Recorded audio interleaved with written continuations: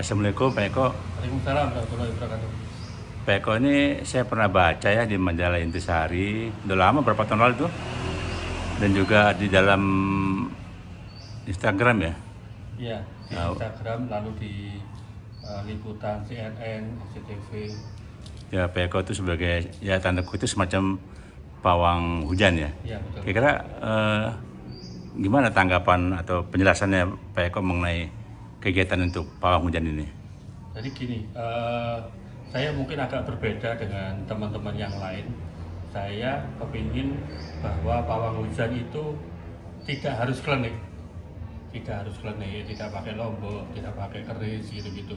Makanya ketika kakek saya memberikan ilmu dari Pasuruan, pakai zikir, lalu ternyata saya juga dapat tuh waktu saya pawang hujan ke India, saya dapat dari muridnya Syekh Holil Bangkalan Madura, juga ketemu di Thailand di Bandara Suwarnabhumi waktu itu. Nah itu harus dari Syekh Holil Bangkalan Madura kepada muridnya, kepada saya itu harus zikir 1000 kali. Lalu dari Kiai As'ad Samsul Arifin Situbondo itu membaca zikirnya 1511 kali. Lalu dari Bunyai Masdrah dari Malang itu 7 kali. Lalu ada juga zikir dari Abah Aus ya, penggantinya Abah Anom, itu membaca sholawat itu 41 kali. Jadi saya merangkai zikir-zikir baik dari Al-Quran maupun dari hadis maupun dari ulama habaib itu saya rangkum, saya baca. Jadi saya selalu bawa gini ya, bacaan begini. Karena apa? Saya nggak ngafalin doanya, jadi saya baca satu-satu.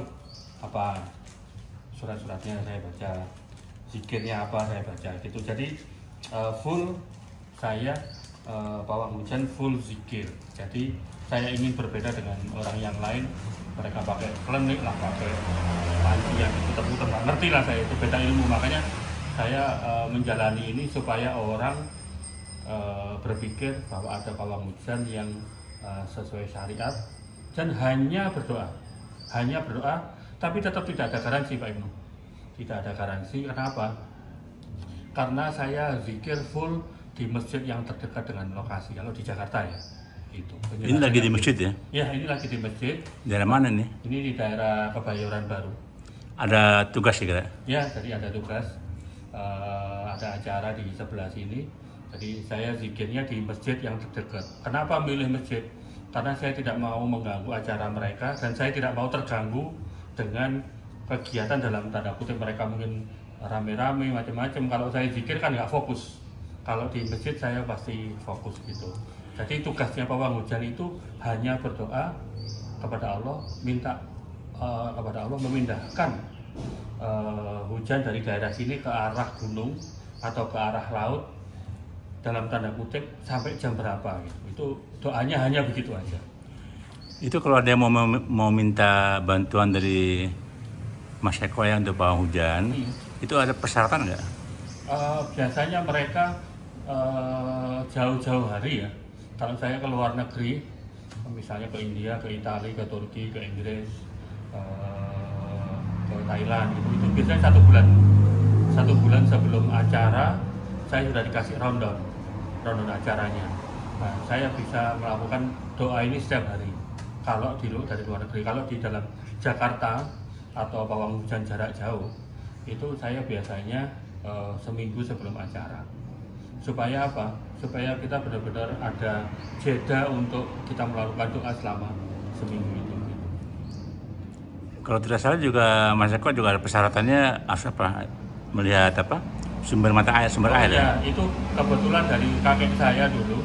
Salah satu ilmu dari kakek saya itu harus zikir dekat sumber air di lokasi. Jadi dulu sumur Pak Ibu.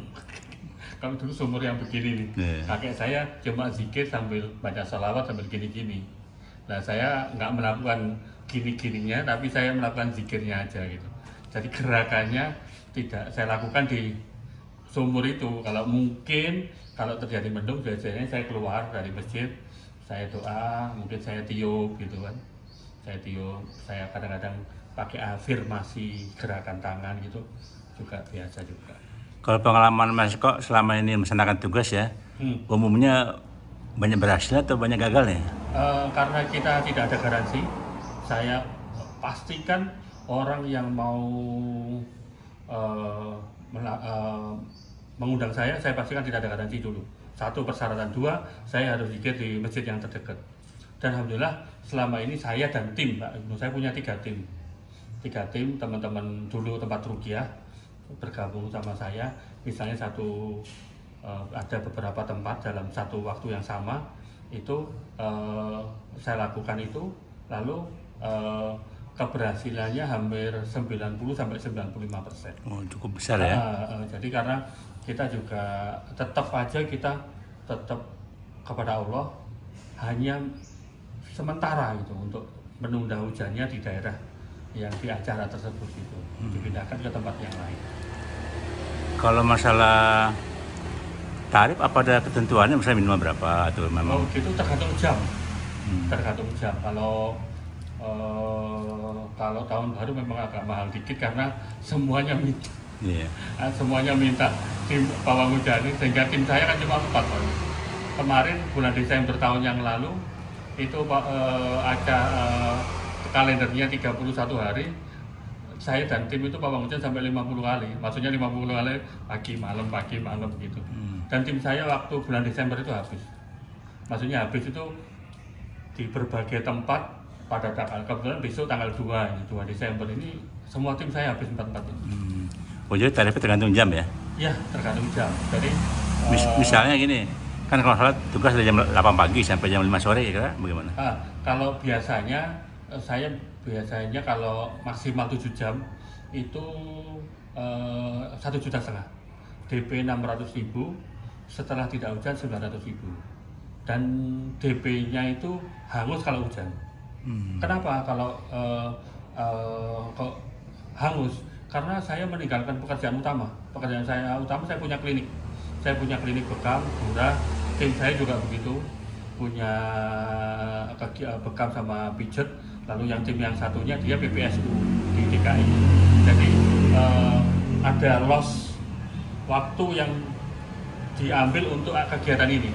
Jadi 600.000-nya mohon maaf nih hangus karena kita di lokasi gitu. Kalau selama Pak Mas Eko udah berapa tahun ya jadi pawang hujan ini? Saya sejak 2009 Pak. 14 tahun? Iya. Tadi sebutkan sudah pernah ke luar negeri, gimana cerita awal bisa ke luar negeri itu? Jadi gini, waktu saya pawang hujan 2009 di Mabes Angkatan Darat, saya dipanggil oleh salah satu orang terkaya nomor 7 di Indonesia, orang India, di Kuningan, di Indorama. Lalu saya dipanggil sama sekretarisnya, Pak Eko, kalau pawang hujan lewat laut bisa nggak? Bisa nggak? Oh, saya nggak tahu. Lalu kenapa Mbak? Biasanya kalau pawang hujan lewat laut nggak mujarab. Akhirnya saya jelaskan, maksud saya nggak tahu Mbak ya, saya hanya pakai zikir, saya pakai wirid, saya nggak tahu. Ya udah Pak Eko, saya berangkatkan ke New Delhi waktu itu Pak Eko, tahun 2009. India ya? Iya, New Delhi. Akhirnya saya diberangkatkan ke sana. Sampai di sana saya nangis Pak Eko. Karena ramalan cuacanya hujan. Ramalan cuaca dari TV, New Delhi hujan. Ramalan lalu saya zikir, saya nangis Pak Eko. Di atas kolam renang, acaranya kebetulan di atas kolam renang, saya sambil nangis gitu. Ya Allah, saya jauh-jauh ke New Delhi masa hujan. Alhamdulillah hari pertama nggak hujan. Hari kedua ramalan cuaca hujan, tidak hujan. Hari ketiga sama, hari keempat, hari kelima. Kalau orang India nikah 5 hari 5 malam. Karena ada Mehndi laki-laki, Mehndi perempuan, akad nikah rame-rame laki-laki, rame-rame perempuan di berbagai hotel yang ada di New Delhi. Gitu. Jadi selama 5 hari tidak hujan ya? Alhamdulillah tidak hujan. Padahal ramalannya hujan. Ramalannya hujan. Setelah India kemana lagi Pak Eko? Saya udah 17 kali ke India, lalu sempat ke Turki 2 kali, ke Italia 2 kali, ke Inggris sekali, ke Thailand 2 kali, ke Singapura 2 kali, lalu ke Abu Dhabi sekali. Dan semuanya alhamdulillah berhasil ya? Yang satu yang nggak berhasil itu di terakhir di Gunung Himalaya, Pak Ibnu. Gunung Himalaya. Gunung Himalaya di New Delhi, waktu itu saya nggak tahu. Dari New Delhi ke Gunung Himalaya itu 1 hari.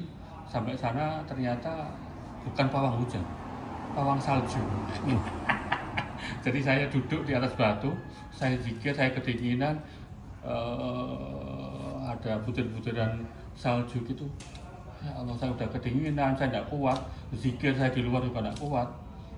Kurang 2 jam, kurang 2 lagu. Orang India kan sedang musik-musik itu.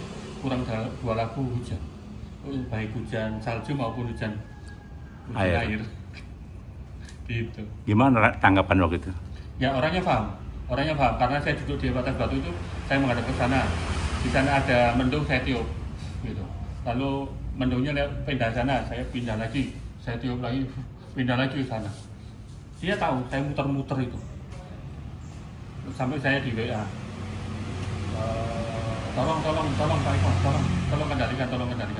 Saya udah muter-muter aja di batu itu. Ya karena batu itu paling tinggi tempatnya. Sehingga kalau melihat, karena saya harus lihat langit. Kemarin semalam juga gitu, ada salah satu pentas seni di daerah Tangerang minta jarak jauh. Saya cuma suruh video acara dan langitnya 30 detik, lalu saya doa. Itu saya juga sekarang melayani jarak jauh juga. Artinya luar negeri dari berapa negara?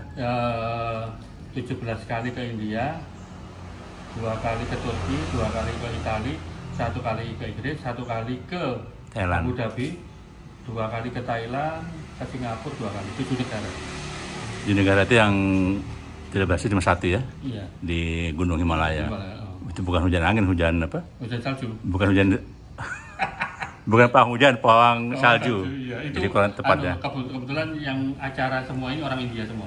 Orang India nikah di Turki, Oh. orang India nikah di London gitu. Baiklah. Jadi pengalamannya Pak Eko sebagai pawang hujan juga cukup lama. Iya. Dan ada lagi yang disampaikan Pak Eko? Jadi gini, kita tetap satu harus, kalau niatnya mengundang pawang hujan harus niat minta tolongnya kepada Allah, perantaranya ke saya gitu.